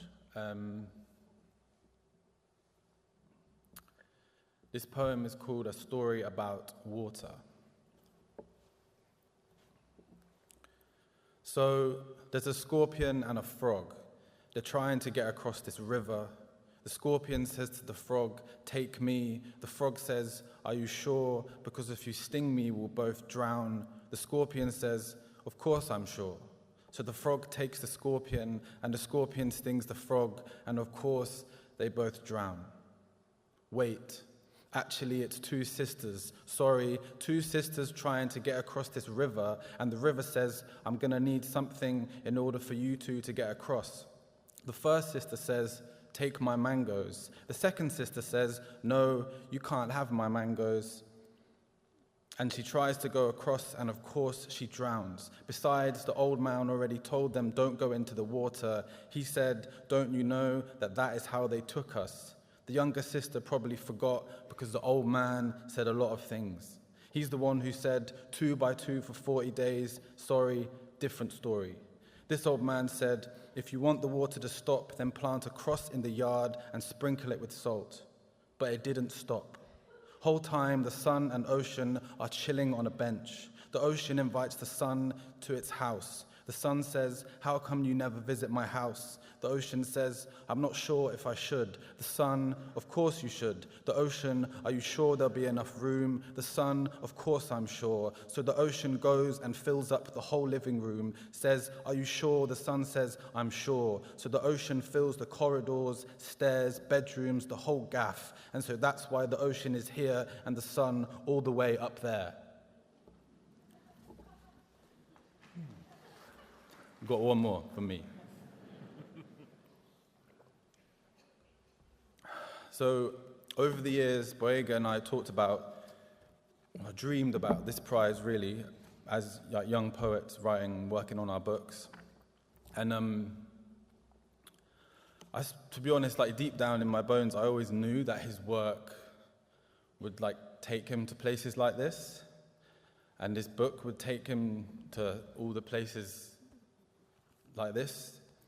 And I think I would tell him this a lot, right? We attended this event together a couple times, and I would always say, like, you're going to be here. And he'd always be like, no. But I think deep down he knew, and like, this book is incredible. This poem is called Dip.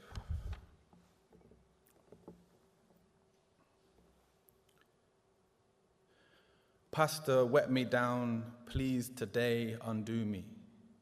When I was younger, I got pulled bawling from the tub. I would soak till I was pruned and let the lukewarm stew me.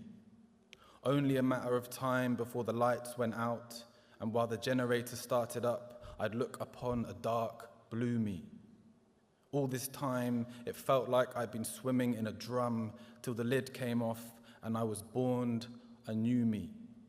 And it was on this day that it was said that this world belongs to me. And I dare any man come here and try slew me.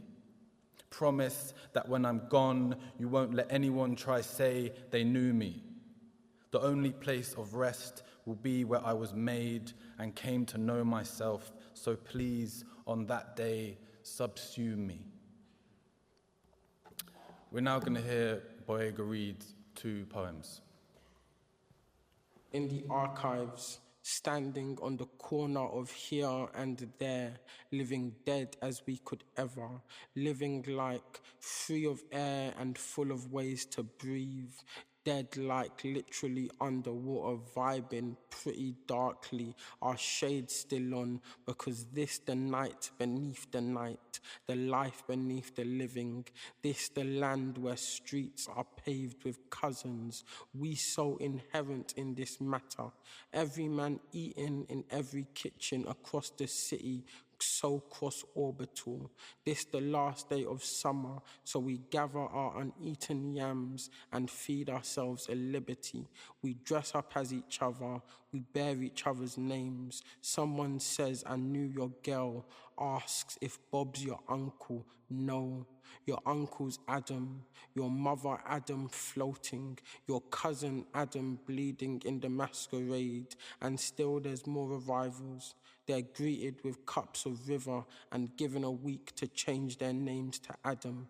We phone our loved ones. We tell the pregnant we've been reading the book and might have found the perfect name. So what of tradition?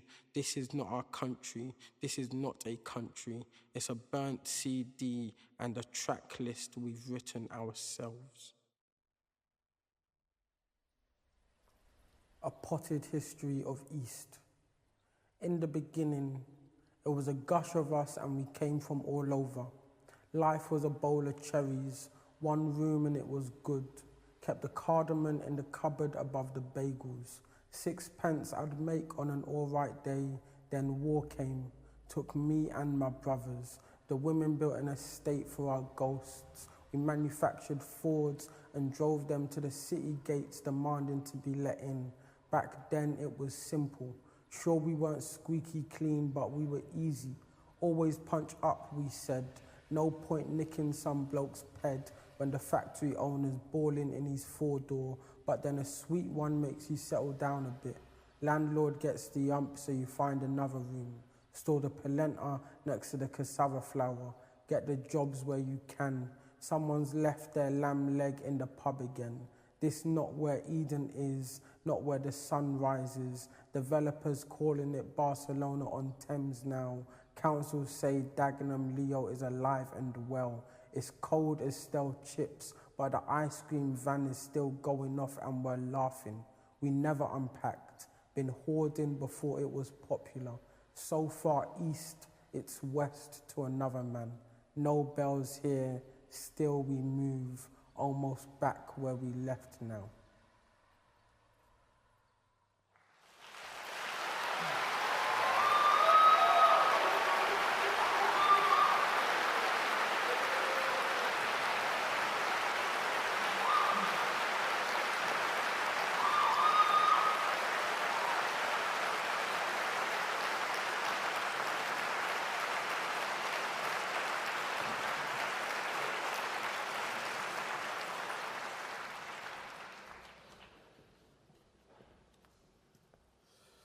Thank you very much, Joe and Gabriel. The last time I saw Raymond Antrobus was at the Morecambe Poetry Festival last summer, and it was a wonderful evening. Raymond was on, and Pam Ayres and Henry Normal, and it's true to say that a lot of the crowd had come to see Pam Ayres because she's a big name and there were a lot of her fans there. And what was a beautiful and astonishing thing to see was that Raymond captured that audience with his humanity and the power of his verse and the power of his language that just reached out to all those people there. And this book, Signs Music, by the way, I've got to say, this is the first time in the shortlisted history of the T.S. Eliot Prize that 2 of the shortlisted books have got a comma in the title. Scattered Snows to the North, Signs Music. Perhaps the comma's making a comeback, I don't know. And I've been a dad for many years. My oldest is 42, and this book is such a tender and beautifully written book about fatherhood and masculinity, and it brings it all back about what being a parent is, what being a dad is. As Raymond writes in the book, today is my last Father's Day as a non-father. This time next year, I'll be a different creature. And Signs Music follows that journey. Reminds me of the joy of being a dad, the joy of being human, which is what all Raymond's work does, but also it asks questions. It's a kind of questioning joy. What form will I take now, he says, is some fit and moral saint about to appear? And so the book asks about what we can do as human beings for each other, either as fathers or as people. So, Raymond Antrobus.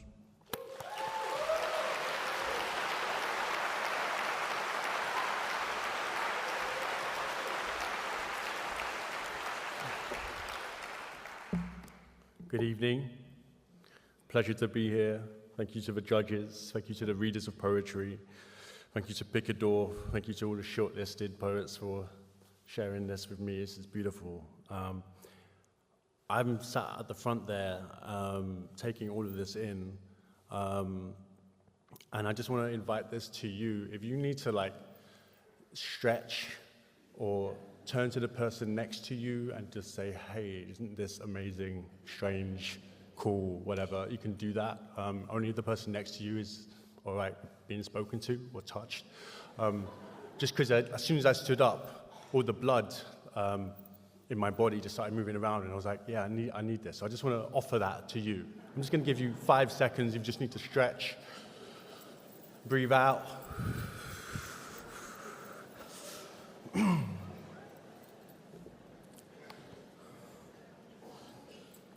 Just to echo something that Joe said, when I was last here, I sat at the front as well, and Boyega and Joe were the first people to come into this room and just congratulate me and just say hi, and it meant so much.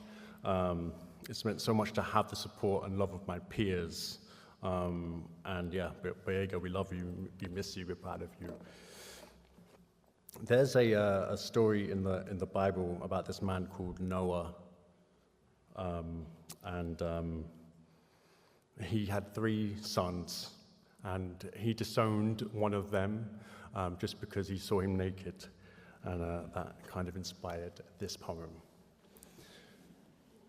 And God said to Noah, an end of all flesh has come before me. Genesis 6:13. I think twice before bathing with my son.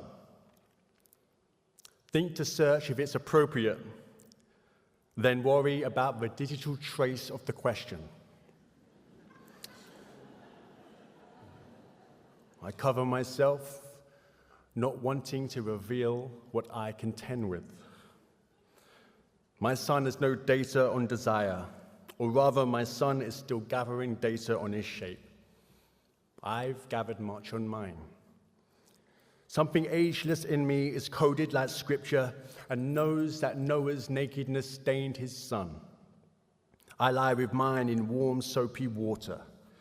He stands wobbles on my chest. I am his surfboard during the flood, an unsettled shore, an ark of clean and unclean animals, an end of all flesh. Strange, I uncross my legs, laugh, pray, my son doesn't pee. But even if he does, we couldn't be cleaner. We're in January, so if there's any lines here that resonate with either your New Year's resolutions or the hopes that you have for the year ahead, you have my permission to do the poetry noise, which is the Or you can even, again, if the people around you are okay with being touched, you can even nudge them. Yeah, I relate to that. And Boyega actually helped me write this poem as well, so thank you. I broke up with righteousness. It sparkled on stage but annoyed everyone at the table. I broke up with the city, even the garden with murals and birds and stone fountains. I broke up with correcting cab drivers calling me Greek. I broke up with myths and defensiveness, decided to be an empty picture frame no one has to straighten. I broke up with childlessness, broke up with blame, and broke up with desire to have no desire. I broke up with the word pleasure and got back with the word palaver. I broke up and angels sang louder. I broke up with announcing my convictions and good news on the internet. I broke up with talking to myself as if I'm not there. I broke up with people pleasing. No one here broke up with people pleasing. All right. I have a trembling boundary between life and still life. I broke up with the scrolling into what am I looking for, what has already gone. I got back with my head and found the air inside it lost in the field. I broke my concentration with distance. I broke with timelines. I broke and heard the air say, good parents are a blessing, and the weather is getting bluer.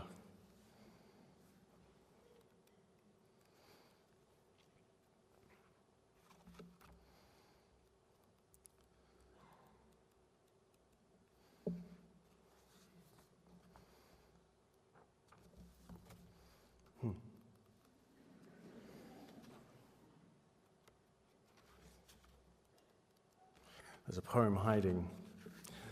The noise.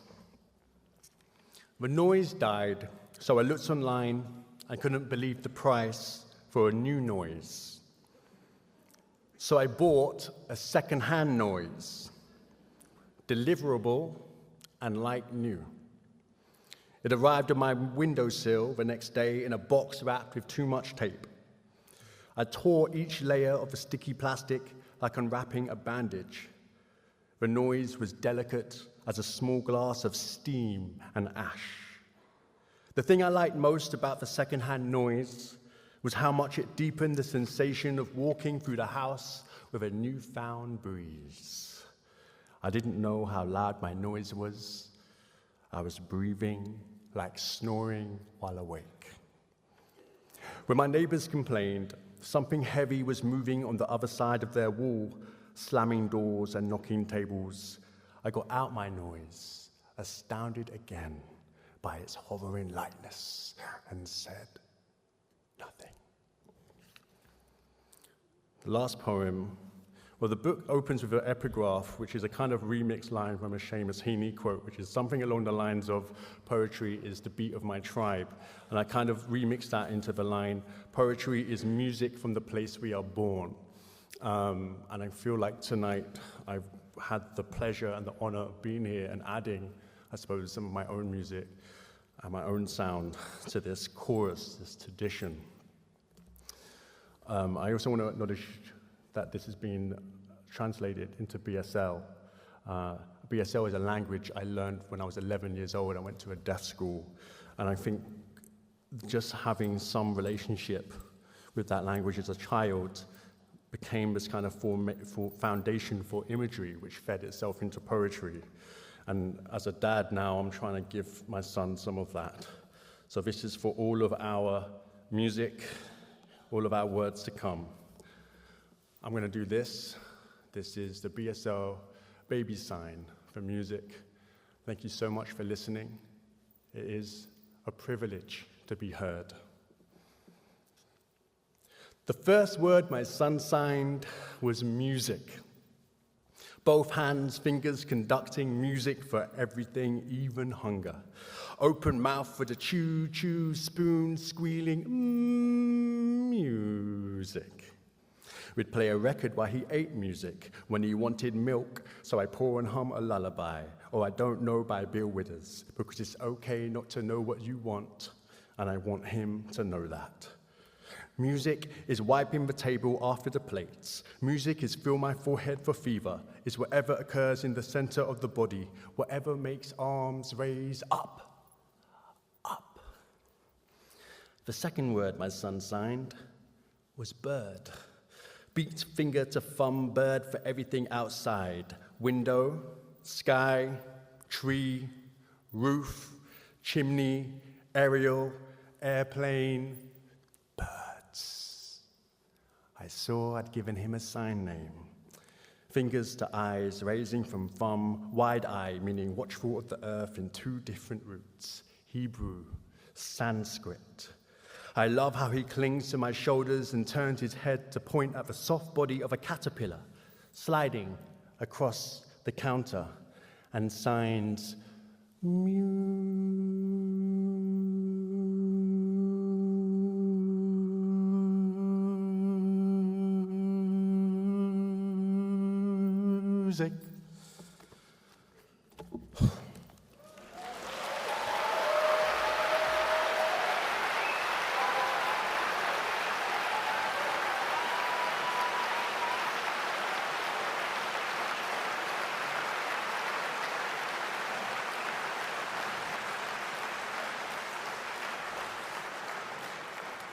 Thank you very much, Raymond, and we'll all agree that music and language have been the winners tonight. That's a fact. The results of the T.S. Eliot Prize are awarded tomorrow. The bookstall is still open, and all the poets will be very happy to sign their books and perhaps write little witty comments in, a couple of limericks, perhaps a Cleryhue, that kind of thing. Some will even write a sonnet, I promise you. Can we have one more round of applause for our great BSL Sign Language?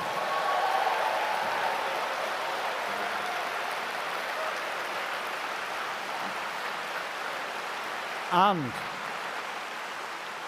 also a round of applause for our subtitle generator who did it live.